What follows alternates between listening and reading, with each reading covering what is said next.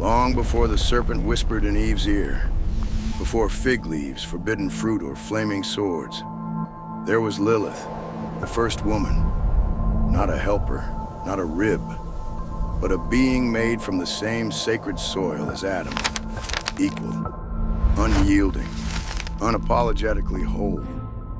Yet somewhere along the timeline of theology and tradition, her story was buried, erased from sermons, scrubbed from scrolls, distorted into shadow.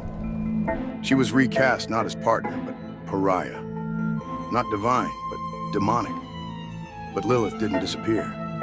She survived in whispers, in folklore, in the margins of myth. And today, her name is rising once again. In this exploration, we unearth the forgotten, forbidden legacy of Lilith. A woman who defied man, questioned heaven, paid the price for claiming her voice. As we peel back layers of suppressed history and centuries of fear-driven storytelling, we'll uncover how Lilith's myth reflects not just ancient tension between man and woman, but the ongoing battle between control and freedom. Her story has haunted the edges of human consciousness for centuries. Scholars have studied her. Feminists have embraced her. Mystics have invoked her. Why? Because Lilith challenges the script. She refuses to fit the mold. She forces us to look at the oldest institutions, religion, gender, power, and ask, what was lost when she was cast out? And what does it mean to bring her back? According to Jewish mystical texts, especially the alphabet of Ben Sira, Lilith was Adam's first partner, not Eve. Unlike Eve, she was not created from Adam's body, but from the same earth. That detail matters. It meant they were equals. But when Adam demanded authority, when he expected her to lie beneath him, to serve him, to play her part, Lilith refused. The power struggle erupted. The garden trembled. And then, she did the unthinkable. She spoke the ineffable name of God, the one name forbidden to mortal lips, the one name that opens the gates of eternity. And she left. She walked out of Eden, not banished, not cast down, but on her own 2 feet, in protest, in fire, in truth. That moment, her act of divine rebellion, unleashed a storm. To the architects of divine order, she had committed the gravest sin, disobedience. So they rewrote her. In the centuries that followed, Lilith's image was twisted into something monstrous. She became a winged demon who stole babies from their cribs, a succubus who seduced men in their dreams, a she-devil whispered about but never named. She went from co-creator to cautionary tale, from sacred feminine to scapegoat. But ask yourself, what kind of world needs to turn a free woman into a monster? Her absence from the Bible is not an oversight. It's a statement, one that reflects broader historical patterns where powerful women were erased, feared, and demonized. Yet, Lilith persisted in the shadows, and now she's being reclaimed. Today, her legend is seen not as a threat, but as a source of inspiration. Feminists, spiritual seekers, and storytellers have breathed new life into her name, reframing Lilith not as evil, but as empowered. A figure who represents the right to say no, the courage to walk away, the sacred fire of choosing self over submission. This is the version of Lilith that speaks to our times. In a world still defined by control of bodies, voices, identities, Lilith stands as a timeless emblem of resistance. Her story reminds us that silence is not peace, obedience is not virtue, and sometimes exile is liberation. She challenges the idea that women must be compliant to be divine, that they must be pure to be worthy, that to be strong they must first be broken. Lilith was never broken. She was never silent. she was never weak. And for that, they feared her. As we journey deeper into her myth, we'll explore how Lilith evolved across cultures, from ancient Sumeria to modern feminist discourse. We'll look at how her image was shaped by religious politics, suppressed by patriarchy, and eventually resurrected as a symbol of wild, untamed feminine power. Because Lilith isn't just a character. She's a question, a challenge, a spark. She forces us to confront the stories we've been told, and the ones we've never been allowed to hear. So join us as we follow her footsteps through sacred texts and hidden histories. Let her defiance light the path. Let her voice echo in the spaces where silence once reigned. Lilith was the first woman to be forgotten. Now, we remember. How we remember. It began with a standoff, not with swords, not with fire, but with a single, earth-shaking word. No. In the paradise of Eden, where rivers sparkled with creation and time had yet to begin its march, a silent war stirred beneath the surface. It was not between angel and demon, but between man and woman, between Adam and Lilith. They were both shaped from the same dust, not one above the other, not one subordinate, equal. But Adam did not see it that way. He wanted control. He demanded submission. And when Lilith refused, the foundations of Eden trembled. What unfolded next was not just a quarrel between lovers. It was a cosmic rupture. A divine confrontation between the old order and something terrifyingly new. A woman who would not obey. Lilith stood her ground. She told Adam, "We are the same. Made from the same clay. I will not lie beneath you." But equality was not something the garden was ready for. Adam pushed harder. Lilith pushed back. And then, in an act both forbidden and magnificent, she spoke the secret name of God. To most, that name is unspeakable, ungraspable. In mystical traditions, it is the name that formed the stars and stilled the chaos. The name that gives and takes life. To utter it is to hold the authority of the cosmos in your breath. And Lilith did just that. She invoked the sacred primal word. And in doing so, she unlocked a power not meant to be held by mortals, or perhaps one that was never meant to be denied to her. With that utterance, she was no longer just a woman. She became something else, something that shook the heavens. And then, she vanished. Lilith didn't fall from grace. She walked out of it, not cast out like Lucifer, not tricked like Eve.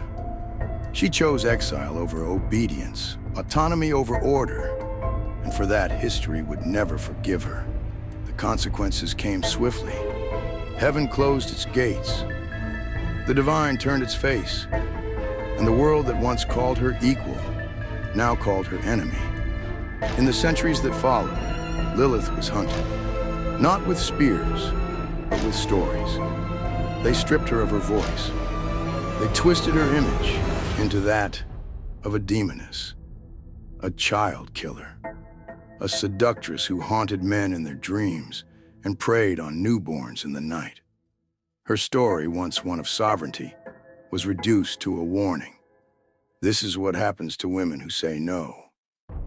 But look closer, and you'll see what was really happening. Lilith's transformation from divine rebel to demonic terror wasn't just a religious narrative. It was social control, a pattern that repeats through history. When a woman dares to assert her will, when she speaks too loudly or claims too much, she's not celebrated, she's feared. Lilith became the scapegoat of patriarchy, a mythic embodiment of male anxiety. Her image was twisted to serve as a deterrent for generations of women who might consider walking the same path. But beneath the layers of fear and folklore, her true nature still flickered like embers in the dark. She had not been destroyed. She had been rewritten. And what does that say about us? Lilith's narrative is not just an ancient myth, it's a living archetype. Her exile is the exile of every woman who's been silenced. Her demonization is the fate of every soul who dares to challenge the roles assigned to them. Her story echoes in every boardroom where a woman is called difficult, in every protest where women shout to be heard, in every moment a girl is told to be quiet, be nice, be small. Lilith is still here, fierce, exiled, and unbowed. And her tale invites us to see not a cautionary tale, but a calling. In modern times, her name is being restored. She is no longer seen by all as the destroyer, but as the awakener, a symbol of divine feminine rage, independence, and fire. Feminist scholars have embraced her as the original rebel. Spiritual seekers look to her as an embodiment of the sacred shadow, the part of ourselves we're told to repress. Because that's the heart of her myth. Lilith represents what we're told to hide. Sexuality, power, self-definition, anger, refusal, desire, intuition. These are the traits that, when seen in men, are applauded, but when seen in women, are punished. Lilith refused that double standard before it ever had a name. So, what can we learn from her exile? We learn that sometimes the price of freedom is high, that walking away from what no longer serves you may mean walking alone. But we also learn that in reclaiming our truth, even at great cost, we become something immortal. Lilith was not destroyed by Eden. She transcended it. She teaches us that defiance is not destruction, that exile is not erasure, and that to speak your truth, even if the world calls it blasphemy, is to step into your own power. In the end, Lilith's rebellion wasn't the end of her story. It was only the beginning. When Lilith walked out of Eden, she didn't just leave a garden. She left behind an entire system that could no longer control her. And the world, stunned by her defiance, responded not with understanding, but with fear. What happens when a woman chooses herself over submission? When she refuses to be controlled, shamed, or erased? For Lilith, the answer came swiftly. They didn't simply forget her. They recreated her, twisted her, turned her into something dark and terrible. A monster. Across centuries, Lilith's image was dragged through the fires of folklore and myth until what emerged no longer resembled the autonomous woman who spoke the name of God and chose exile over obedience. In place of the first woman came the first demoness, a shadow-drenched figure blamed for plagues, nightmares, infertility, and infant death. A child killer, a seductress, a spirit of chaos sent to punish those who dared live outside divine order. But this monstrous image was not born from her actions. It was born from fear. Society has always struggled with powerful women, especially those who refuse to bow, apologize, or disappear. And so Lilith became the embodiment of a long-standing pattern. When women step out of the roles assigned to them, they are not simply criticized. They are demonized. Lilith's most damning myth is perhaps her role as the destroyer of children. In countless tales, she is said to stalk the night, stealing newborns from cradles and bringing death to infants. These horrifying images served a purpose: to turn Lilith into a threat so severe, her very name would be enough to frighten women into compliance. This wasn't just mythology. It was a warning, a message woven into centuries of belief. Defy the natural order, and this is what you become. But let us pause and ask, why would they make a mother out of death? Because a woman who refuses motherhood on someone else's terms, becomes terrifying to a world built on her silence. Lilith's independence wasn't just a rejection of Adam. It was a rejection of the expectation that a woman's purpose was to serve, to nurture, to obey.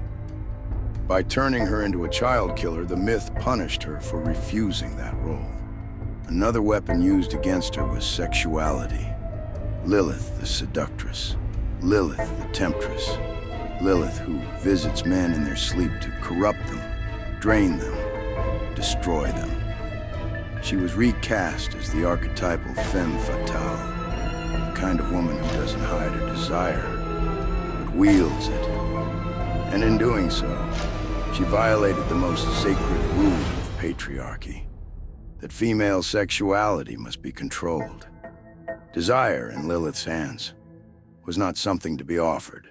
It was something to be owned. And for that, she became the embodiment of male fear. The fear of a woman who needs nothing, who takes what she wants, who will not shrink herself to soothe your shame. They couldn't tame her, so they vilified her. This pattern isn't ancient history. It's still with us.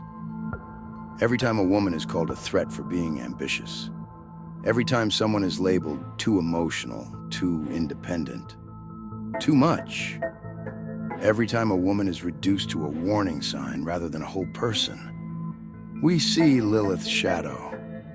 The myth they wrote about her was not a myth about evil. It was a myth about control. And the more powerful she appeared, the more dangerous they made her out to be. But here's the truth they didn't count on. Lilith's story was never truly theirs to own. And today, it's being rewritten. Feminist scholars, artists, and spiritual movements have reclaimed her name. Not as a monster, but as a mirror. A mirror held up to society, reflecting every way it has punished female defiance. In her, women see the cost of independence and the power of claiming it anyway. They see the fear she inspired and the strength it took to inspire it. They see the lies told to keep them small and the truth that refuses to stay buried. Lilith's demonization also holds another lesson, one about the shadow. In Jungian psychology, the shadow is the part of the self we're told to suppress, the parts we're ashamed of, the anger, the desire, the ambition, the voice. Lilith is that shadow, not because she is evil, but because she is honest. She is the parts of us that patriarchy taught us to hate. And when we embrace her, when we refuse to be afraid of the parts they warned us about, we become whole. Lilith was not dangerous because she was wicked. She was dangerous because she was free. Today, her story resonates more than ever. Women continue to fight for autonomy, for the right to speak, to choose, to lead, to live without fear. And still, those who defy expectations are often met with judgment, hostility, and mythic levels of criticism. But the reclaiming has begun. The monster they created is now the mother of resistance. And every time a woman refuses to be silenced, every time she reclaims her body, her voice, her truth, Lilith rises again. In the end, her demonization tells us more about the storytellers than it does about her. And as we rewrite the myth, we begin to rewrite ourselves. Because Lilith was never the monster. She was the warning that the old world feared, and the future it could never stop. In the realms where darkness meets divinity, there walks a being with a blade in one hand and silence in the other. Samael, the angel of death, the accuser, the destroyer, yet also God's servant, heaven's hand. He is the contradiction carved in celestial fire. A figure who walks the fragile line between obedience and rebellion, between divine judgment and total chaos. And it is in this very duality that he finds her.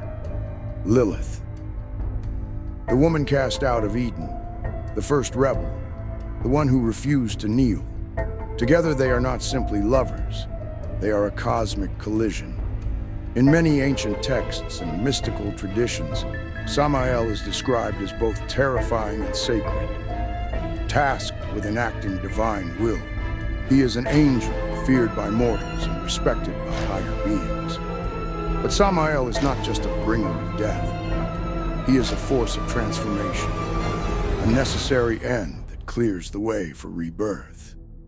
He does not kill for cruelty. He kills for clarity. But beneath that divine duty lies something more volatile, a potential for chaos, for disruption, for choosing his own path rather than simply carrying out orders. It is this tension that defines him. It is this tension that draws him to Lilith. Because Lilith, too, is a creature of sacred rebellion. She walked away from paradise not in sin, but in sovereignty. She rejected submission, invoked the true name of God, and refused to be defined by anyone but herself. In Samael, she sees not a master, but a mirror. And in Lilith, Samael sees not a temptation, but a partner. Their union defies the laws of heaven and the expectations of hell. In a cosmos built on binaries, good versus evil, angel versus demon, light versus dark, Samael and Lilith blur the lines. They don't just break the rules, they rewrite them. Their relationship becomes a mythic symbol, one that challenges our most basic assumptions about morality, power, and purpose. It says that the sacred doesn't have to be pure, that chaos isn't always destruction, that love in its rawest form might live in the space where no one dares to look. In some Kabbalistic texts, Samael and Lilith are described as the dark couple, bound not by light, but by fire, not by obedience, but by will.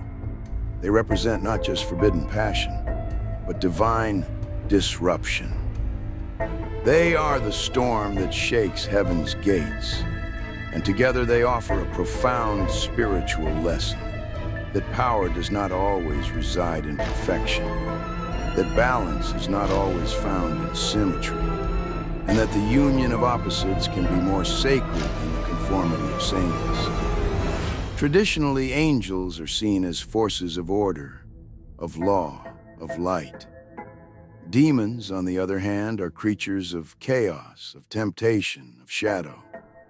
But Samael's nature complicates that dichotomy. He is an angel, with a serpent's whisper, a bringer of death, with a lover's touch. He is both judgment and unpredictability. Lilith, the one they label demon, finds in him not her captor, but her counterpart. Their relationship asks us, what if the roles of angel and demon are not what we've been told? What if the real danger isn't in their union, but in the systems that tried to keep them apart? In a modern context, Samael and Lilith's bond becomes more than mythology. It becomes metaphor for the people who don't fit into neat categories, for the souls caught between duty and desire, for those who challenge norms, not out of malice, but out of truth. Lilith represents rebellion against patriarchy. Samael represents rebellion within the divine. And together, they symbolize the power that arises when two complex forces unite, not in domination, but in respect. They teach us that empowerment doesn't always come from purity. It can also rise from shadows, from choices, from owning the parts of ourselves others find uncomfortable. Their union is not just about desire, it's about integration, of light and dark, of order and chaos, of masculine and feminine energies that refuse to be tamed. Their love is sacred, not in spite of its rebellion, but because of it. And this is why their story is endured, not just as a tale of passion, but as a symbol of the complexities of the human soul. In every place where rules are questioned, in every mind that refuses to conform, in every heart that burns to live freely, regardless of labels. Samael and Lilith rise again.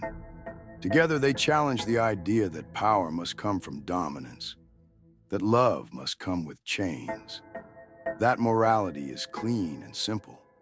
They remind us that sometimes the most divine thing you can do is rebel, not in hate, not in destruction, but in the bold act of becoming fully, unapologetically yourself.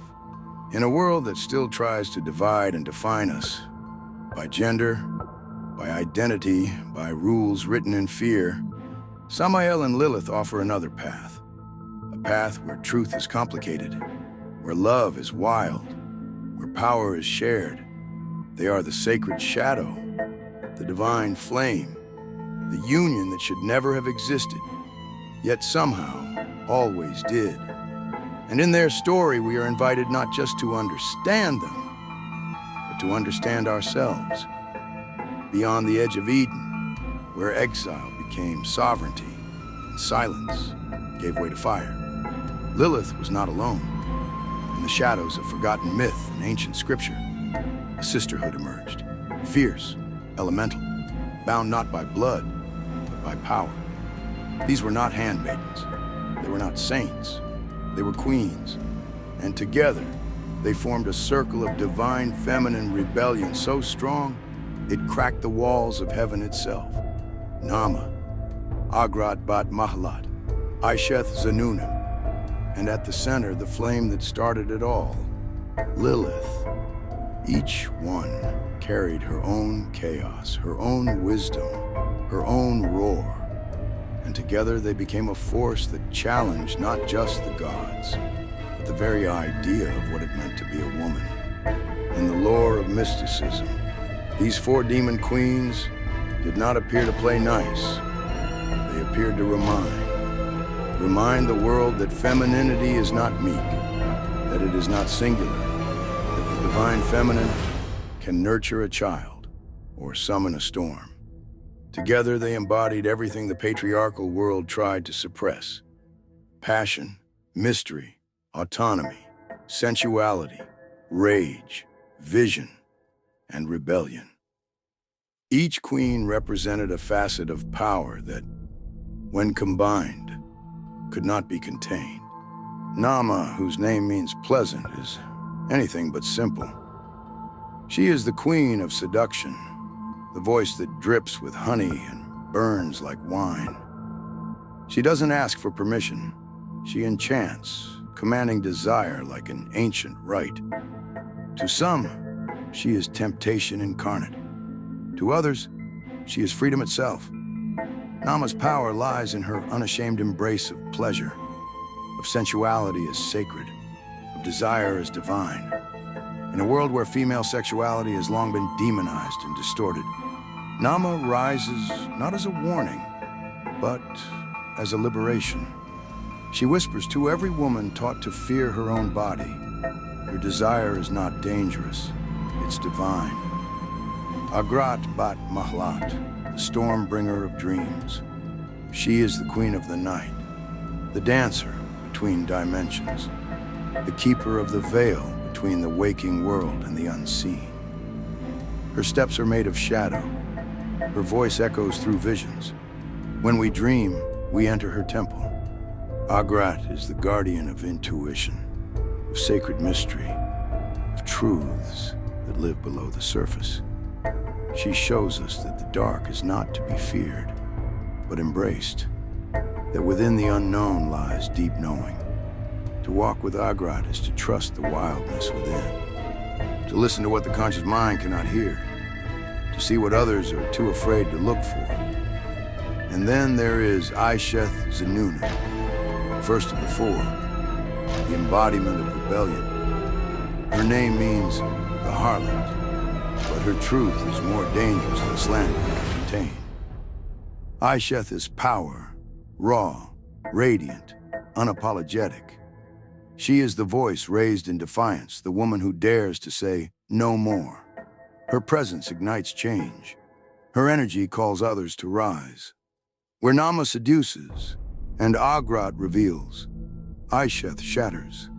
She is the one who teaches us that sacredness and strength are not opposites, that softness is not required for divinity, that being feared is not the same as being evil. She is not chaos. She is clarity, the kind that comes when illusions are burned to ash. Together, these four queens form more than a myth.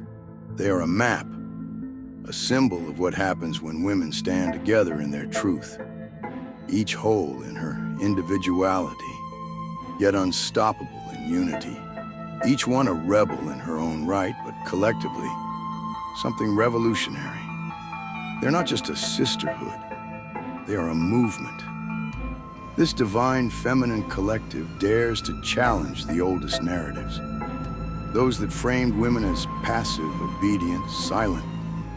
Instead, they offer another story, that women are wild, that power is plural, that femininity is not weakness, it's a force of creation and destruction. In their rebellion, we see a reflection of our own, because the demon queens, in truth, are not demons at all. They are archetypes, each one representing an aspect of womanhood that society has long feared. The sexual, the intuitive, the sovereign, the defiant. And by demonizing them, culture has sought to suppress those same forces in every woman.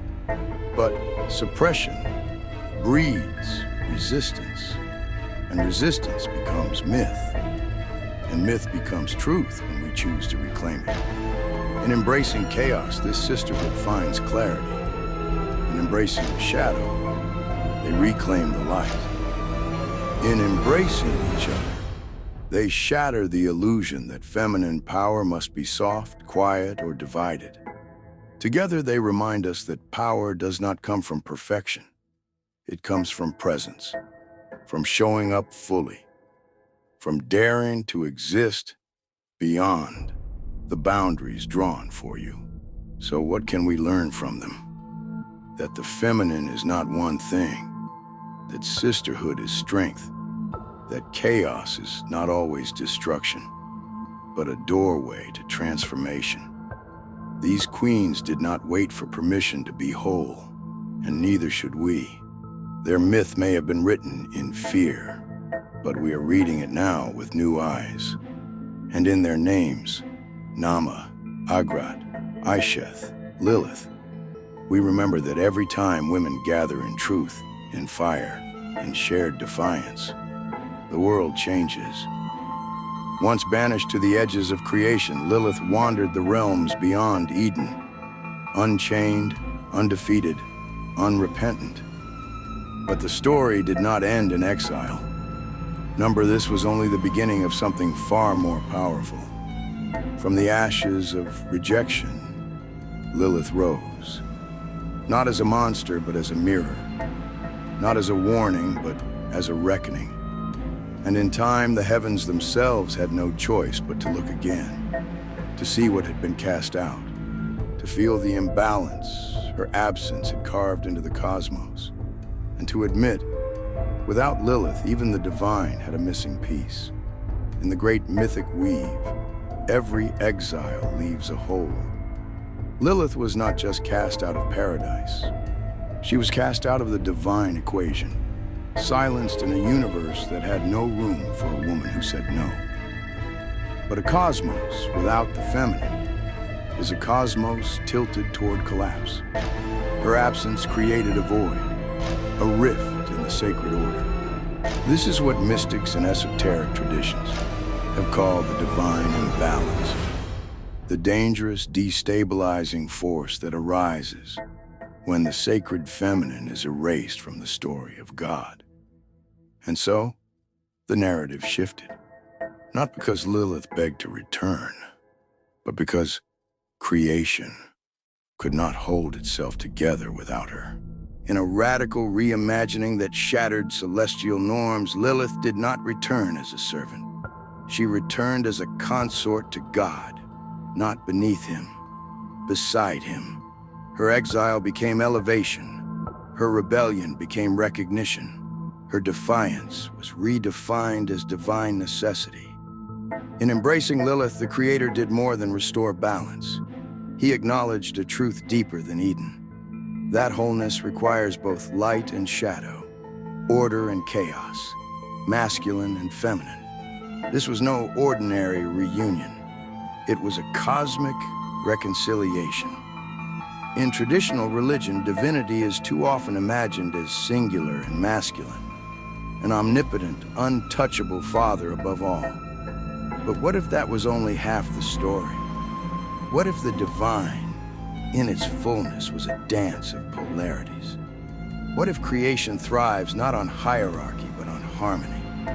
Lilith's union with God challenges every patriarchal structure that framed the heavens as a man's domain. Her presence says, divinity is not domination. It is duality. It is sacred balance. Their union is not a romantic subplot. It is a metaphysical upheaval, a rebalancing of the scales that had, for too long, tilted in one direction. To see Lilith as God's consort is to see the feminine restored to its rightful place. Not beneath, but equal. Not ornamental, but essential. This vision of partnership redefines power. No longer is power the right to rule. Now it becomes the ability to co-create. Lilith's journey from outcast to divine partner is a mythic reclamation of agency, a transformation that echoes far beyond Scripture. It becomes an anthem for every woman who has been silenced, every voice that has been buried, every soul that has been told, you are too much. Because here is Lilith, cast down, then raised up, not by bending, but by becoming. Her exile, once seen as punishment, now glows with purpose. It forged her. She did not return to Eden, she transcended it. This isn't a story of forgiveness. It's a story of recognition. Recognition of worth, of power, of presence. In returning to the divine as a consort, Lilith reclaims everything she was denied. Her voice, her place, her name. And there's something else. Their union reshapes how we think about God. If God is all things, then God is not only judge, father, and king. God is also mystery, intuition, womb, shadow, voice. By welcoming Lilith, the divine ceases to be a monologue. It becomes a dialogue. A space where co-creation replaces command, where collaboration replaces control. In Lilith's rise, we see the death of tyranny and the birth of something more sacred, mutual divinity. For today's world, this myth carries sharp, luminous relevance. Lilith's ascent tells every woman and every person who's been pushed to the margins that exile is not the end, that power taken can be power reclaimed. It tells us that the systems built on silencing the feminine are not sustainable. That wholeness requires all voices, all energies, all truths. And most of all, it tells us this: you can be cast out and still come back a queen. In conclusion, Lilith's transformation from outcast to consort is not just a myth. It is a revelation that power can be shared and ordered, that the feminine is not chaos to be tamed, but wisdom to be embraced. Her return rewrites the celestial order, and in doing so, invites us to rewrite our own, to stop waiting for permission, to stop shrinking to fit, to rise, not as rebels without place, but as partners in power. Lilith didn't just return, she reclaimed. And in her reclamation, she shows us the way. Once feared, now revered. Once cast as a monster, now embraced as a mirror. Lilith's story, twisted by time, buried beneath centuries of myth and moral panic, has clawed its way back into the light. And in that light, she is transformed. No longer the demon lurking in the shadows of ancient texts, Lilith now stands at the forefront of a new mythology, one written not by the oppressors, but by the reborn, by women, by rebels, by survivors, by all who have been told to shrink, to silence, to submit. Lilith is back, and this time, she speaks for herself. Her transformation didn't happen overnight. For centuries, Lilith was the embodiment of male fears, painted as a child killer, a seductress, a winged terror of the night. She was whispered about, warned against, made into a weapon used to scare women into obedience. Don't be like Lilith, they said. Stay quiet, stay soft, stay small. But time has a strange way of bending, and fear, when reclaimed, becomes fire.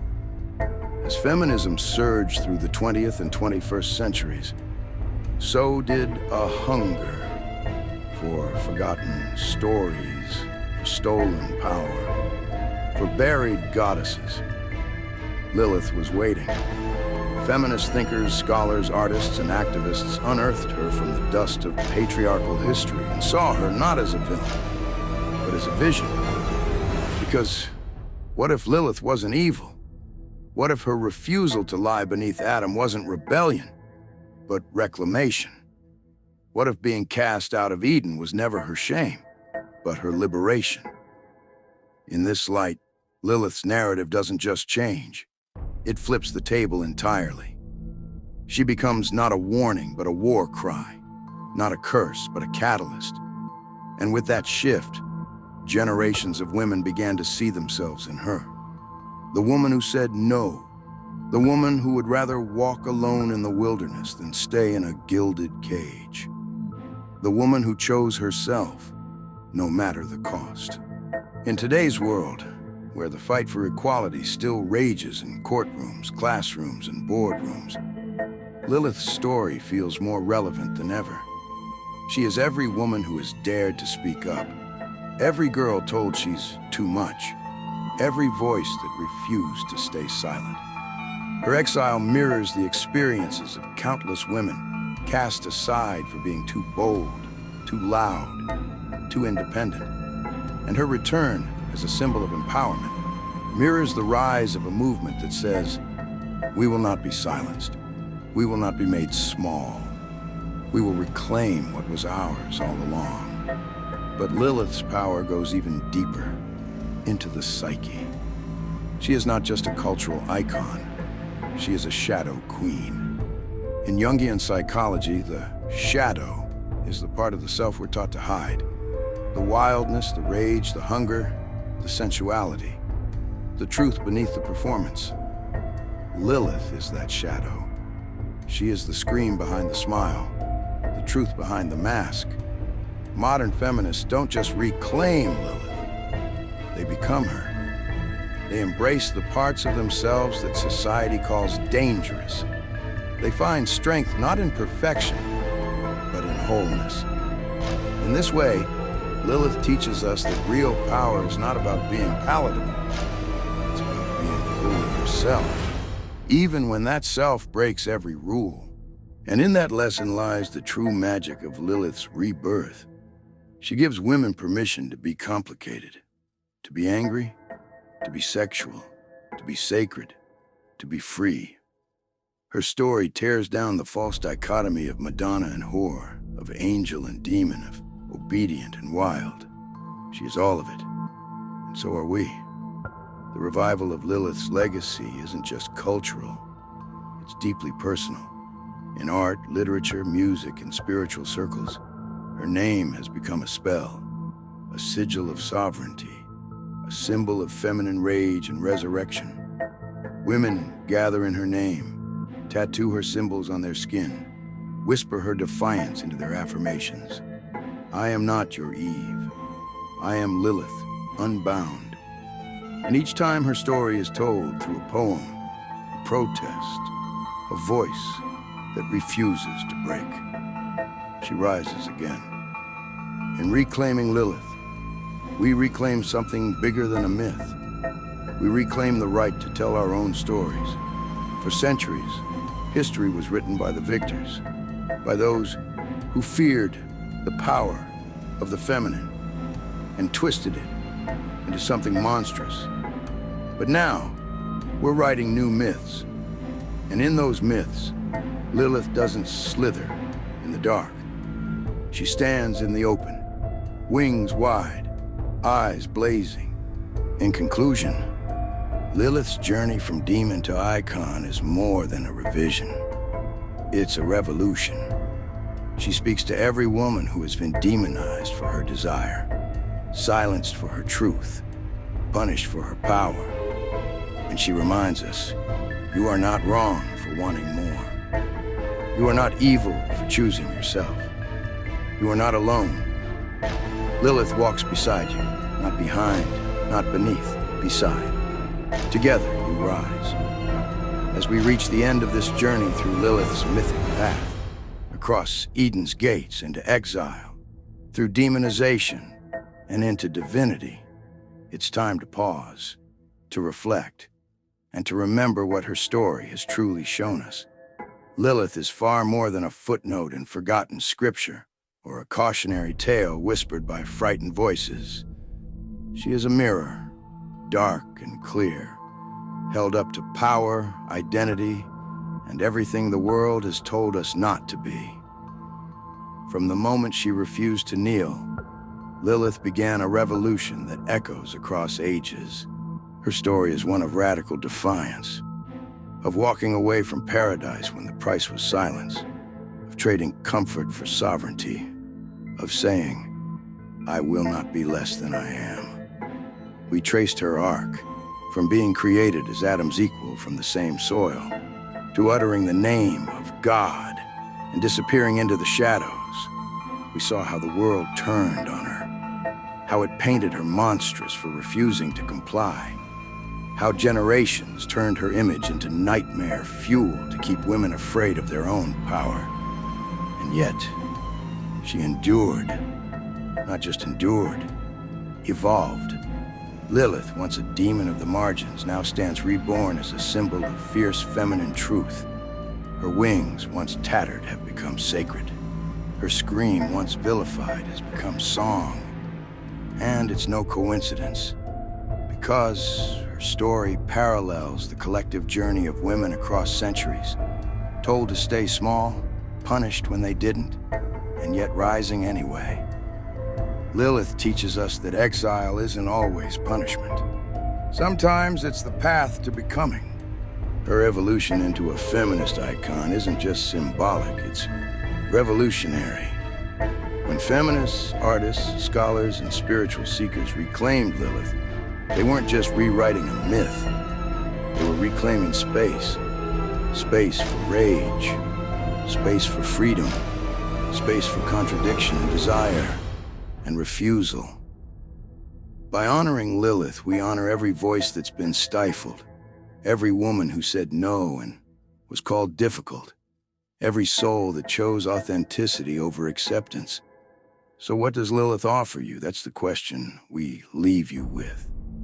Because Lilith isn't just a historical figure. She's a presence, a force, a whisper in your own story asking, what part of yourself have you buried to make others comfortable? Where have you chosen peace over truth? What would it mean to reclaim your wild, your voice, your shadow? Lilith reminds us that identity is not a cage. It's a creation. And power, real power, is not given. It's claimed. As you sit with her story, consider this.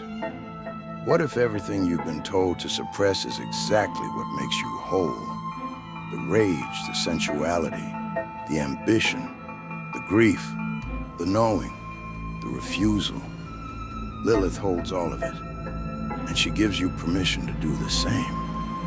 If this journey stirred something in you, don't let it end here. Subscribe to the channel. Stay with us as we continue exploring hidden truths, divine feminine archetypes, forbidden myths, and the spiritual undercurrents that shape our world. If Lilith's voice echoed something in your soul, like this video, and share it with someone who needs to remember their own power. Your engagement helps amplify stories that have long been silenced and builds a community of truth seekers, rebels, and creators. And most importantly, leave a comment below. What spoke to you most? What part of Lilith's story challenged your perspective? How do you see her reflected in the world around you or within yourself? In closing, Lilith's legacy is not just about defiance. It's about returning to the self, to sovereignty, to truth. She is not only the first woman, she is the first to walk away. And that act, simple and seismic, is still shaking the foundations of systems built to keep us obedient. Let them shake. Let the old gods tremble, because we're not telling stories the same way anymore. Thank you for walking this path with us, for listening, for questioning, for remembering. May you carry Lilith's fire into your own story. May you speak with her courage, love with her intensity, resist with her wisdom, and rise not in spite of your shadow, but because of it. This isn't the end. It's the beginning of a reclamation.